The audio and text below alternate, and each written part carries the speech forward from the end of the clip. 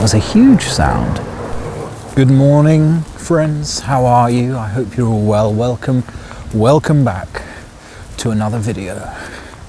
And it's actually not been that long since I was last out, relatively speaking. 2 weeks ago, I was in the beautiful Kilmartin Glen.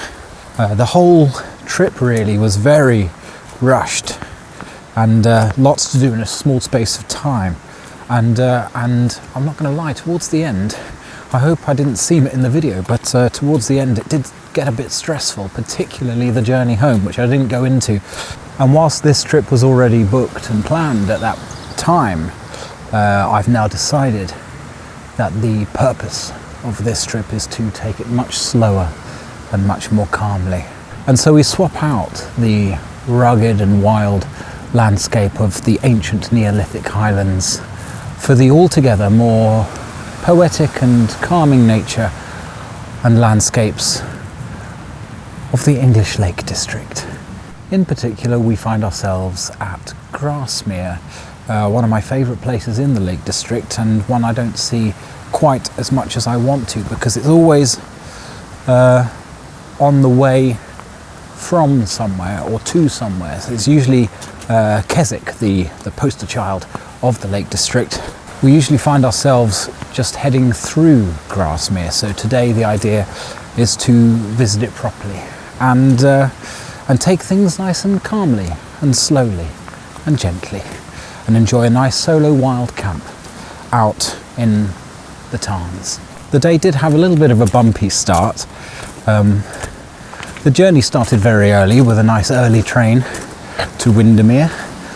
2 trains in fact, and then a bus from Windermere to Grasmere, but it was on the bus where we were trundling along nicely through Ambleside when the car in front decided to slam on his brakes in the middle of the road, and so our bus driver, only just noticed in time, slammed on our brakes. And because I was filming a clip at that time, both of my hands were on the camera, and so I flew forwards into I was on the top deck, and the main big window in front of me, flew into that window, gave the poor guy next to me a little bit of a shock.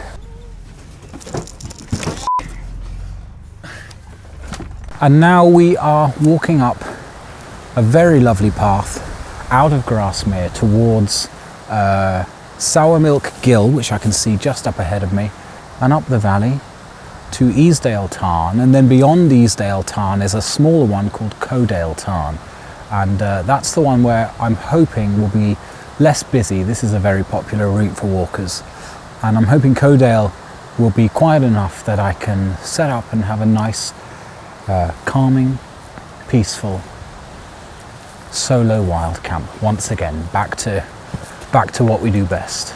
We are going to explore Grasmere properly, but the idea for that is to do it on the way back and do a proper deep dive into Grasmere and Rydal in a future video. So I do hope you'll stick around for that. But for now, we are enjoying a lovely walk up towards Easedale Tarn.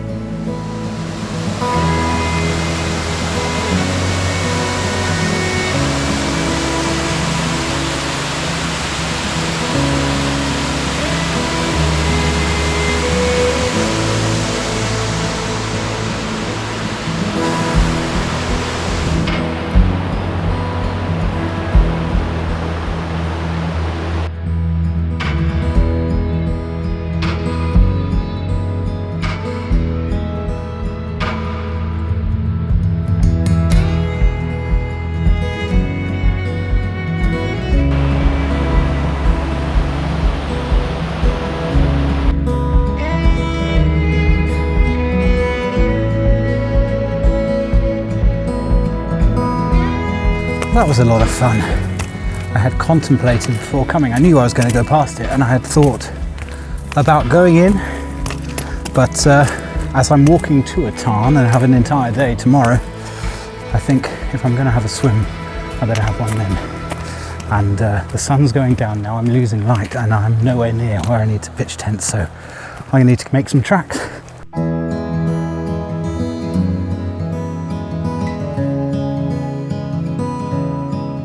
I have a feeling that beyond this ridge might be Easedale Tarn. There's a big old boulder. I like that boulder. That is a nice boulder. Oh yes, I was right. Here we are.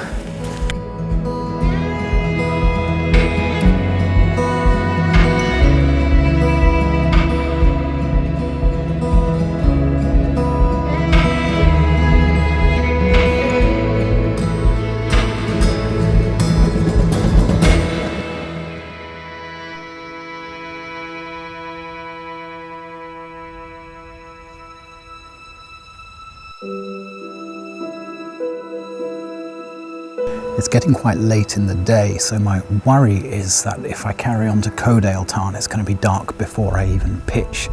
The sun is going down there. So I do have the option of pitching up somewhere around Easedale Tarn, but my concern is that I've only been here 10 minutes and I've already had 5 lots of walkers come past me, 2 sets of which stopped for a chat as well. So it is obviously a very busy spot, and you can even see behind me a girl just arrived just as I was about to get the drone out, and I could still, and she didn't seem to mind that it was there, but she's obviously come up here by herself to sit by the tarn and have a bit of peace and quiet, so I'm not going to ruin that by sending old Jeremy drone up into the sky above her head while she's having a nice peaceful time by the lake. It's absolutely beautiful here. It's slightly breezy at the moment, but after that walk, that's a very welcome breeze indeed. It looks like my friend is making a move now, maybe because I'm stood here yapping, but then coming up behind her is someone else, maybe her partner. If they move down to the lower bank, I might take Jeremy out for a spin.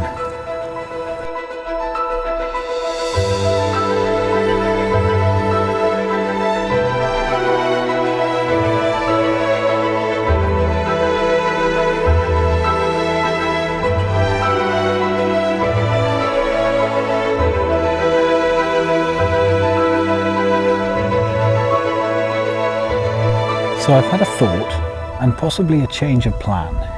In that time, footfall has dropped quite a lot. It's actually remarkably peaceful. It seems like the day hikers have been and gone. So my thought was this.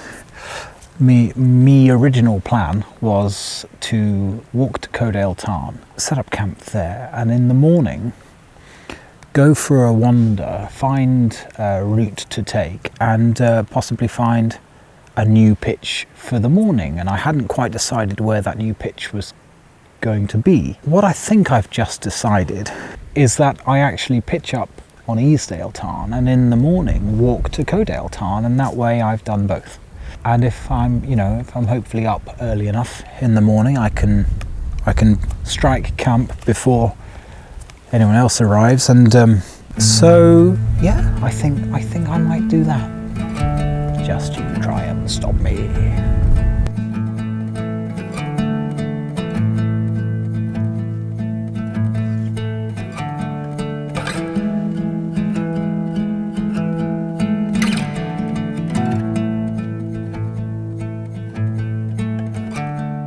So a big purpose for this trip is to give a maiden voyage for my first ever ultralight tent. This is the Durston X-Mid 1 solid, and the reason why I didn't want it getting too dark by the time I set up camp was because I haven't actually, as you can tell from the label, haven't actually taken it out of the bag yet. I've done no test setup. I've not tried it once, so I didn't want to be doing that in the dark. There are no poles, so you use trek poles, which is why I've got my walking poles with me. They serve as the poles of the tent, and then 6 pegs and you're done. And the whole thing weighs half of my previous tent, and this isn't even their lightest version. So I'm going to start setting this up now, and wish me luck.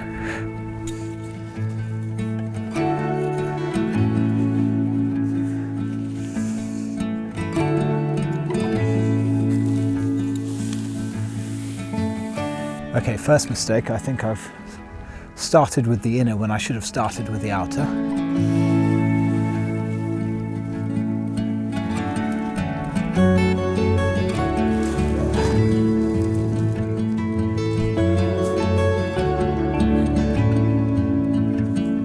Okay, I think we're getting somewhere.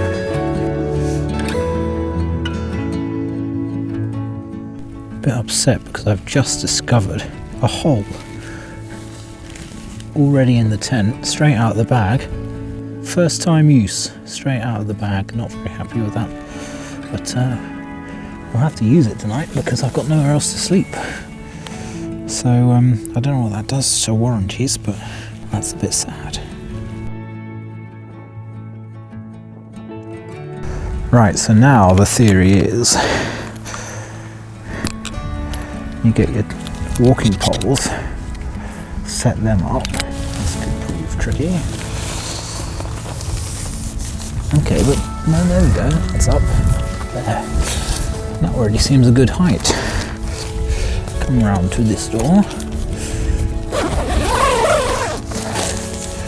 We'll clip the inner to the outer, and up she goes. Okay, things are looking good.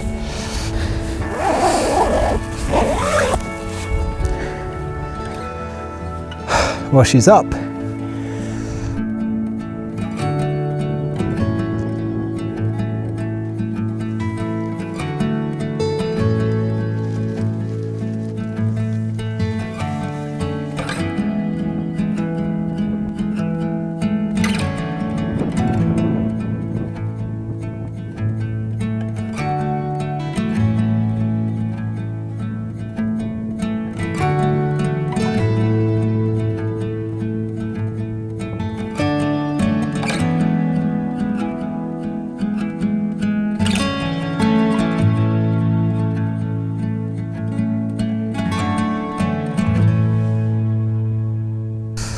Got some friends come down to join me, down off the hills.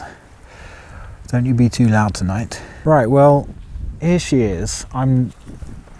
I was going to say I'm not sure I've done this right, but I'm absolutely 100% positive I have not done this right, because look at that sag there. I have been spending quite a lot of my life lately tweaking, pulling guy lines, moving poles, moving pegs. This wind coming off here, hitting the side of the tent there, this is supposed to be geometrically engineered to withstand storm temperatures, but that's currently the best I can get it. This flapping around because the door's open, but let's close that up. That's better. But it's this side here I'm having real trouble with. I don't know how to fix that. Anyway, there she is in all of her glory. It'll be all right to sleep in anyway.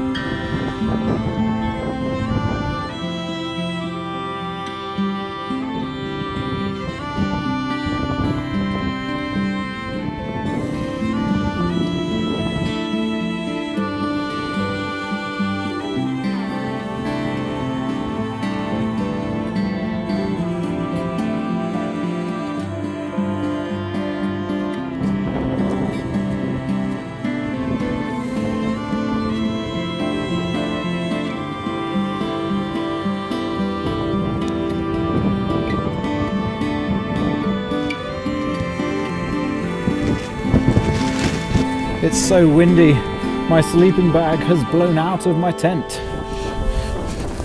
I'm trying to boil a cup of tea and it's not working. Meanwhile, everything is blowing out. Oh my god, it's everywhere. Let's put it back in here.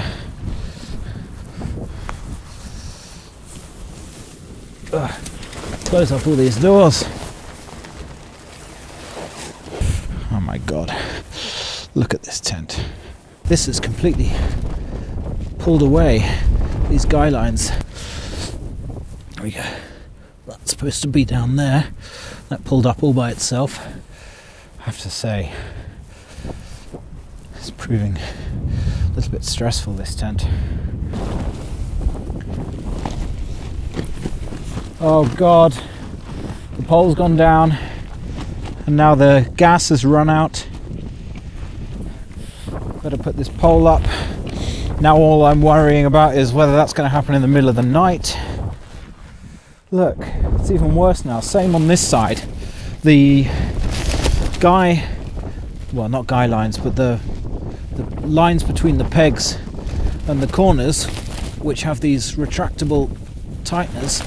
Alright, the wind has stopped for all but a brief moment, but look, these, oh there it is, these lines that connect the pegs to the tent have these retractable tighteners, which I can't get to work right now, which is, there we go, to do that and tighten it up.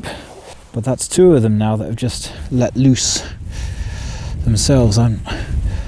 Maybe there's some way of I'm supposed to be locking it, but I can't see one.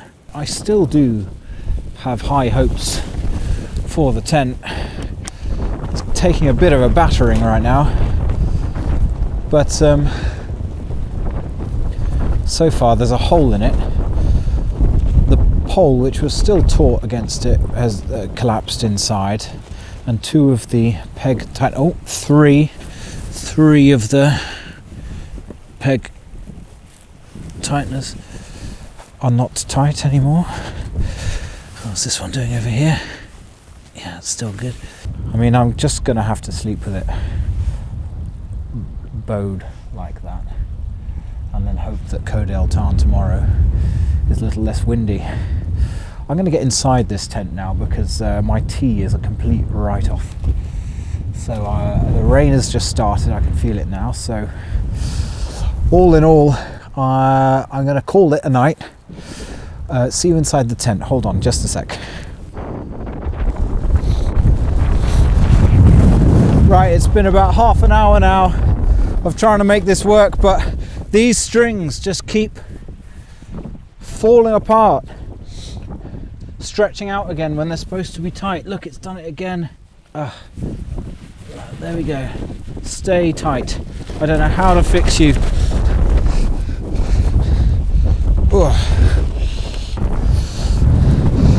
It's bowing in.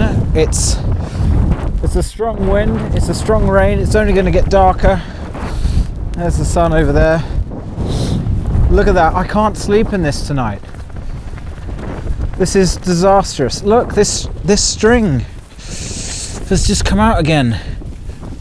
I'm gonna have to find a new place to camp. I'm gonna have to find somewhere a bit more sheltered. I don't know what to do. Hold on. Oh my God!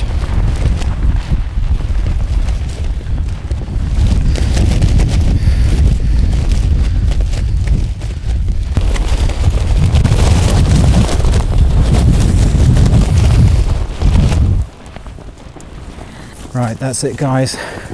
I am so much for my calm, relaxing trip to the lakes. I don't quite know what I'm going to do past move downhill.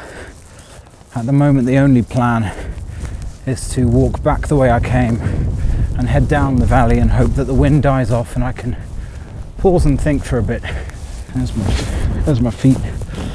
But that was just the worst mad dash I'm willing to admit. In fact, I downright know that it was a new tent. I'd looked at tutorials, I'd prepared myself as much as I could, but living in my third floor flat, I didn't have an opportunity to put it up and figure out how to, because unlike a freestanding tent, it needs the pegs in the ground in order to remain standing. I don't think my ignorance is entirely to blame, because those were some strong winds, and apparently these tents are designed to withstand those strong winds, but the tension lines on the pegs just kept releasing. I can't see, to my knowledge, or any of the tutorials I watched, saying anything beyond pull them tight and they'll keep themselves under tension. So I don't know. I just don't know.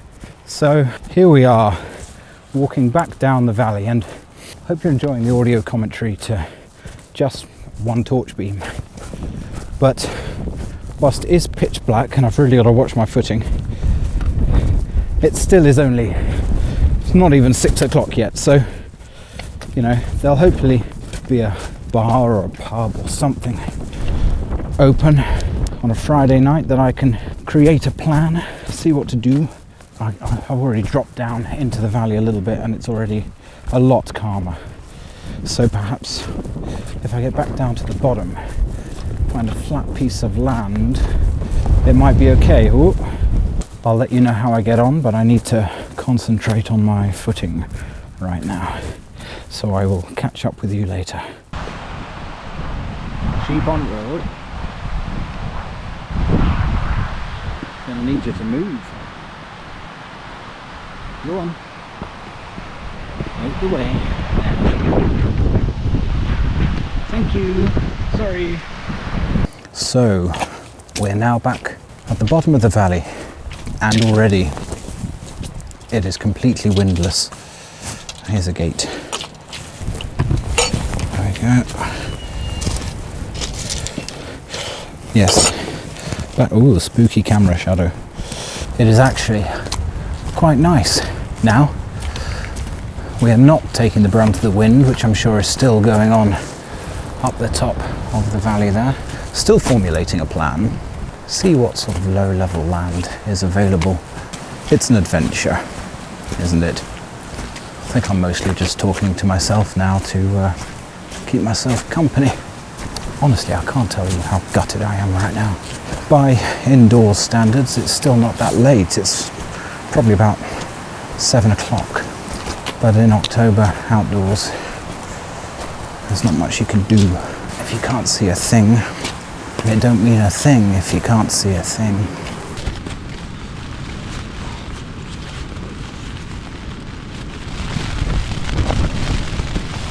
Just managed to get the tent back up temporarily. Next time it's a summer camp. Next time it's going to be July. Oh God, my head torch is broken. It's about 3 hours later. I found a flat piece of land on a farm, hoping no one moved me on, but it was calm, it was a gentle rain. But then about an hour and a half into that, I was just reading my book. I just called my wife, everything was fine. Suddenly the winds picked up again and the tent just collapsed. So I honestly don't understand the design of this tent. I am packing up and I'm heading into Grasmere, hoping that somewhere's open. I have no idea what I'm going to do, but honestly I'm trying to stay high-spirited, but we'll see how we get on. See you later.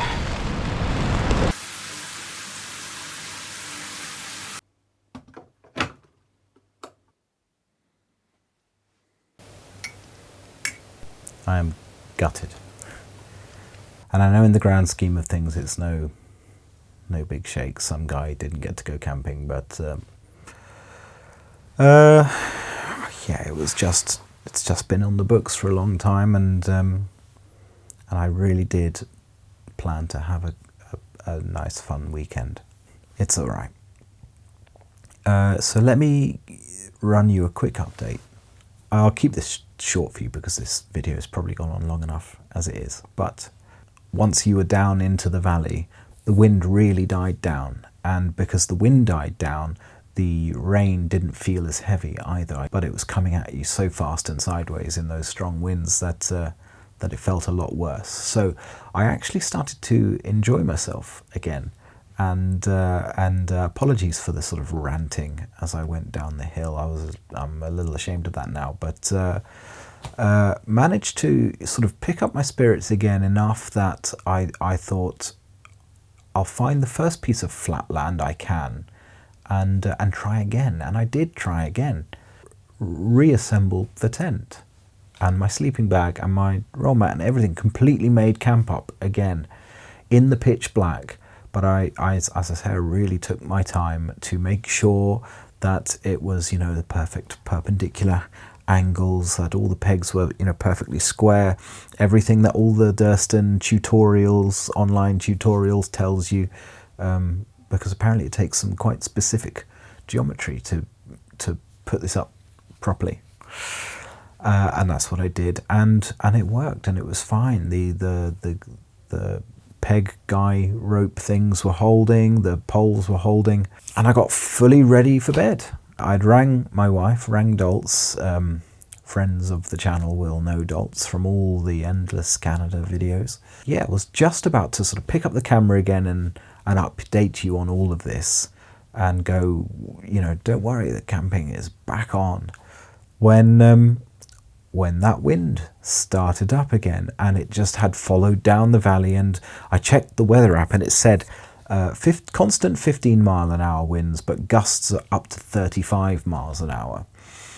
And it felt like just those 35-mile-an-hour gusts were just hammering the side of the tent. And at first it was holding, but then suddenly one big gust came, and it just, vroom, I heard it go yip, down, and all the strings let loose on two of them at once. And it was just this like domino effect. This house of cards just collapsed on me whilst I was in bed, ready, fully ready to sleep. Suddenly I was just in this gusty, wet, rainy giant carrier bag, basically, that was now clinging to me on all sides. Imagine like taking this bed sheet and just putting yourself in a duvet cover and trying to pack your bag and keep all your electronics dry as well. And there was a slug in my boot, found that out the hard way. Managed to get it, the poles and stuff, taut enough, still flapping around loads, but taut enough that it was holding away from me, that I could pack everything up, and just threw everything into my bag. Stuffed the tent into my rucksack, like a sleeping bag stuff sack, and just headed back into Grasmere. And I was still a good half-hour walk out of Grasmere, and it was sort of 9:30 by this point. Found the only hotel that was open, you know, the inn on Grasmere, fancy place, and that's where you find me now, in their last available single bedroom. I've now had a shower. I have finally had that cup of tea that I didn't manage to have up in the hills. Ironically, it was a Twinings one called Calm. The price of the tent was high enough, but the cost of it for me on this trip has been way much more than I ever thought. Yeah, on that note, you know, I'd actually be perfectly happy if I do make a video out of all of this and put it out. I'd be perfectly happy for someone in the comments to go, sorry to say, but this is all your fault because of one crucial bit of the setup that you missed out. I'd be absolutely fine with that, because it means that it's not a problem with the tent, it's just a problem with my setup of the tent, and I haven't wasted loads of money on a apparently storm-proof tent that doesn't work. So if I am doing anything wrong, please tell me, because I'd love to do this trip again, but not make the mistakes. You know, money can be made back, but time can't. So we are still planning on having a fantastic time in Grasmere. We're going to bring our plans a day ahead for Sunday, and explore Grasmere and Rydal tomorrow instead. So that being said, thank you for watching this video. If A, I make it at all, B, I put it up, C, if anyone is watching, and D, if they've made it this far, well done to you. I do hope you'll join me for an exploration of Grasmere and Rydal tomorrow. And if, depending on when you're watching this, that video may already be made, in which case there'll be a handy little link to it, I'm sure, somewhere around here for you to click on if you're in a binging sort of mood, and watch straight away if you wish. So if that's the case, I'll see you tomorrow. Thanks for watching. Bye-bye.